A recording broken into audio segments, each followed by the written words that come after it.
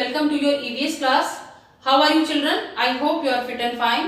So children, we will be starting today's EVS class with the discussion of the password. Our password for today is saddle. SADDLE saddle. It is a noun. ये noun है. हिंदी में हम इसे gene या काठी भी बोलते हैं. In English, its meaning is a seat on a horse or a bicycle. Now about using this word to frame sentences, it can be like that. You cannot put two saddles on a horse, or it can be like that, saddle my horse, or another sentence can be you have to put cover on the saddle of your bicycle. So that was about our password. What we are going to do today in our EVS class, children, we will have a quick recap of the discussion that we had yesterday in our EVS class, and then we will be reading and discussing page number 45 of chapter number 10, useful animals. So let us start. Children, we are doing chapter number 10, useful animals in our EVS class. As you know, this chapter is about useful animals or uses of animals. Animals हमारे लिए बहुत useful हैं. They are source of food to us. Animals हमारे लिए food का source भी हैं. As you know, plants and animals give us food. वो हमें food देते हैं. So some animals like cows, goats, buffaloes हमें दूध देती हैं, मिल्क देती हैं, और मिल्क से बहुत सारे मिल्क प्रोडक्ट्स बनाए जाते हैं जो हम खुशी से खाते हैं. So animals also give us eggs. Animals हमें eggs भी देते हैं, जो लोग eggs खाते हैं, so उनके लिए फूड का सोर्स है. Animals give us flesh. Animals flesh भी देते हैं, जो लोग मांस खाते हैं, जो लोग नॉन वेजिटेरियन हैं, उनके लिए एनिमल्स फूड का सोर्स हैं. कुछ सर्टेन एनिमल्स का फ्लैश लोग खाते हैं, like hands, gots, crabs, prawns, fish. जो सी में जो एनिमल्स होते हैं उनसे मिलने वाले फूड को सी फूड कहा जाता है.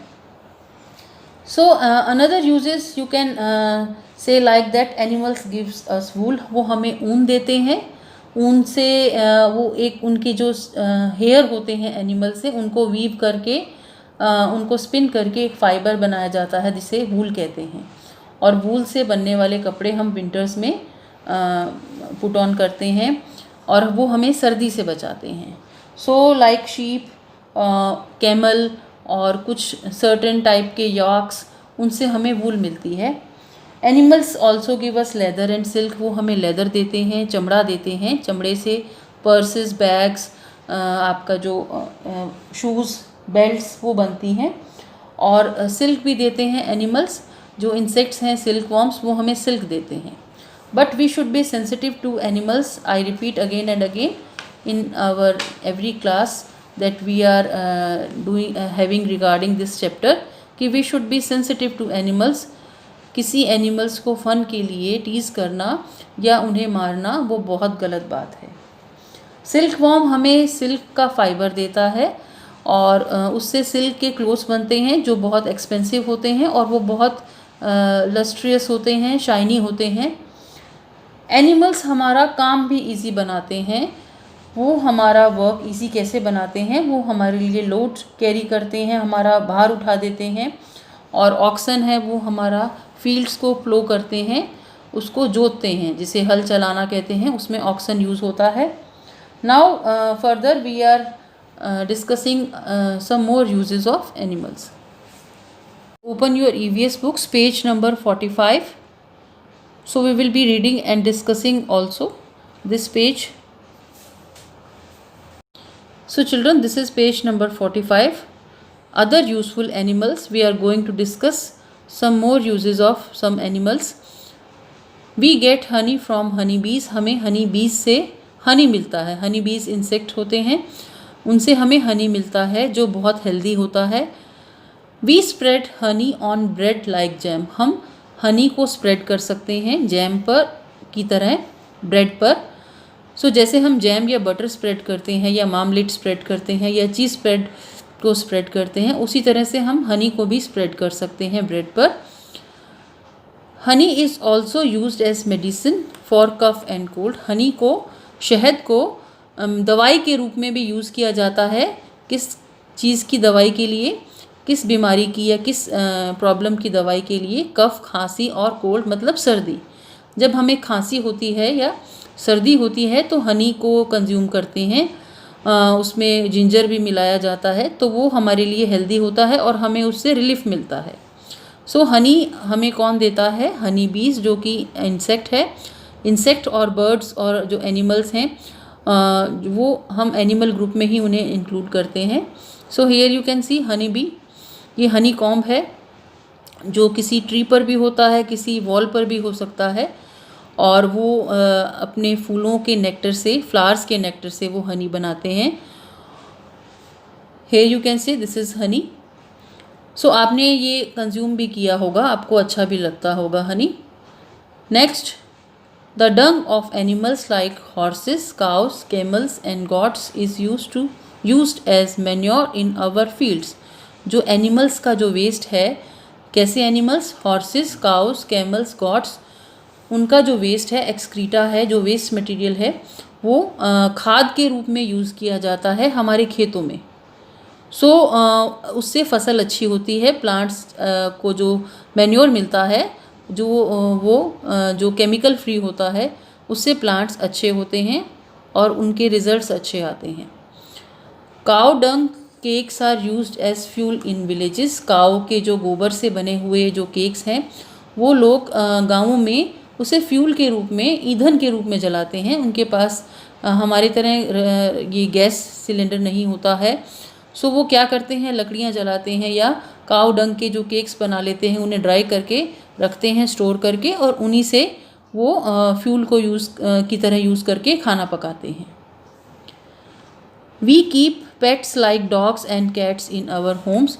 हम अपने घर में जो कि ऐसे पेट्स रखते हैं जैसे डॉग्स और कैट, क्यों रखे जाते हैं? वो हमारे घर को गार्ड करते हैं, वो हमारे लिए फ्रेंडली होते हैं।